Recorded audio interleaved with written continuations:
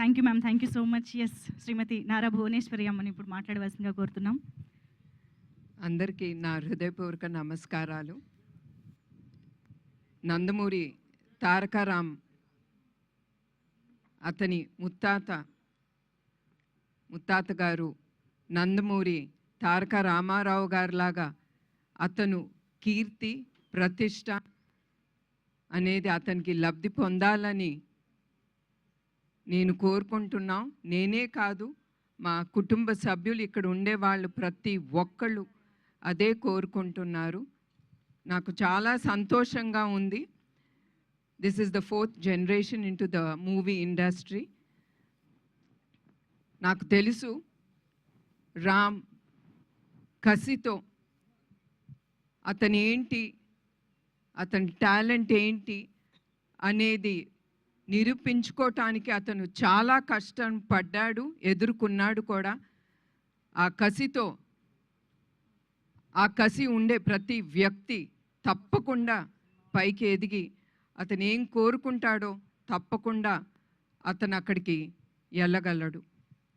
అట్లానే new talent roar production number 1 Geetha గారికి నా కృతజ్ఞతలు. And I wish her all the best. అది ఆవిడ ఫస్ట్ ప్రొడక్షన్. అండ్ డైరెక్టర్ ఈ సినిమాకి వైవిఎస్ చౌదరి గారికి నా గుడ్ విషెస్. అండ్ చౌదరి గారు ఆయన ఫ్యామిలీ ఎప్పుడు నందమూరి ఫ్యామిలీకి సపోర్టివ్గా ప్రతి దాంట్లో వాళ్ళు ముందుంటున్నారు. దానికి కూడా మా కృతజ్ఞతలు మా కుటుంబ సభ్యులు నుంచి. సో మరొక్కసారి రామ్కి I wish him all the best.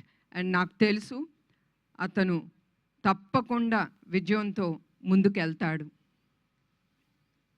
మరొకసారి ఇక్కడికి వచ్చిన అందరికీ, మీడియా వాళ్ళకి, అదే కాకుండా